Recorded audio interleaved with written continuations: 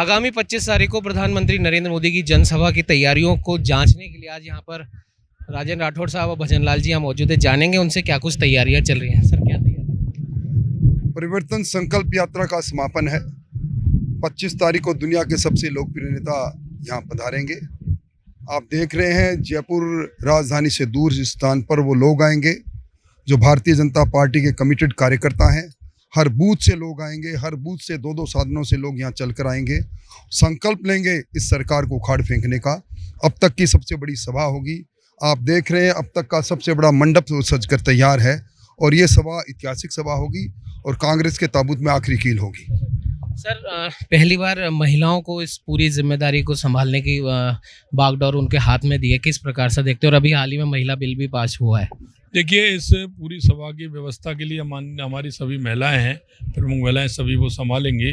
और कल पांडाल की व्यवस्था आप देखेंगे। पांडाल में महिलाएं अपनी ड्रेस पहन करके, जिस दिन कार्यक्रम है उस दिन ड्रेस पहन करके महिलाएं आएंगी और सारी व्यवस्थाएं जल से लेकर के पांडाल से लेकर के सारी व्यवस्थाएं महिलाओं के हाथ में होगी।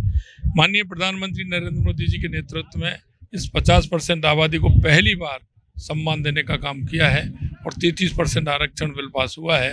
निश्चित रूप से ये बहुत बड़ा काम है हमारी उन माता और बहनों के लिए। तो निश्चित रूप से इसको बहुत बड़ी संख्या में माता बहनें आने वाली हैं। सर, महिला विधेयक जो पास हुआ है उसमें महिलाओं की भागीदारी बढ़ाई जा रही है। अगर बीजेपी की गवर्नमेंट अगर आती है तो यहाँ पे विधानसभा में महिलाओं की क्या भूमिका रहने वाली है?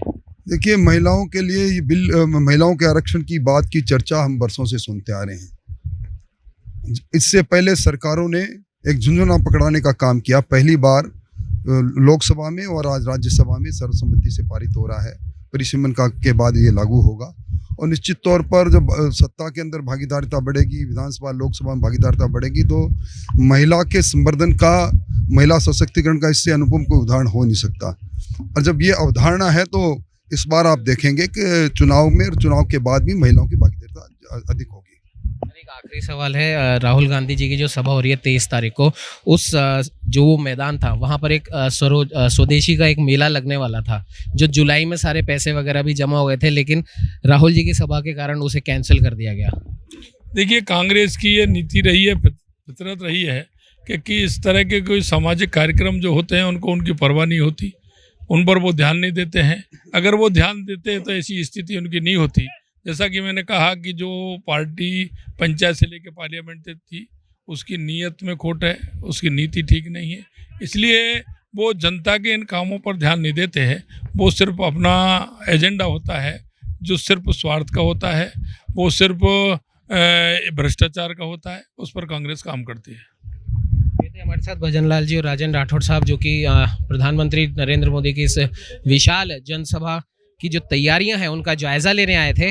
आप भी देख सकते हैं, मैं मेरे कैमरामैन को बोलूँगा कि वो एक बार दिखाए किस प्रकार से यहाँ पर तीन डोम यहाँ पर बनाए गए हैं और युद्ध स्तर पर यहाँ पर तैयारियां चल रही हैं प्रधानमंत्री नरेंद्र मोदी के स्वागत के लिए, इस विशाल जनसभा के लिए जिस प्रकार से तैयारियां यहाँ पर की जा रही हैं। और साफ तौर पर बीजेपी के तमाम नेताओं का कहना है कि अपार जन सैलाब यहाँ पर उमड़ेगा और बूथ स्तर तक सभी कार्यकर्ताओं को जिम्मेदारी दी है यहाँ पर लोगों को लाने के लिए। अब देखने वाली बात यह है कि 25 तारीख को जो प्रधानमंत्री नरेंद्र मोदी की सभा यहाँ पर होगी उससे पहले 23 तारीख को राहुल गांधी की सभा हो रही है। जाहिर सी बात है, तुलना ज़रूर की जाएगी कि किसकी सभा में कितनी भीड़ आई। खैर, अब ये तो 25 तारीख को पता पड़ेगा कि प्रधानमंत्री नरेंद्र मोदी की इस सभा में कितना जनसैलाब उमड़ेगा और परिवर्तन का क्या कुछ संकल्प यहाँ से बीजेपी के कार्यकर्ता लेकर जाएंगे। सहयोगी कैमरामैन अजय के साथ उमंग माथुर, नवतेज टीवी, जयपुर।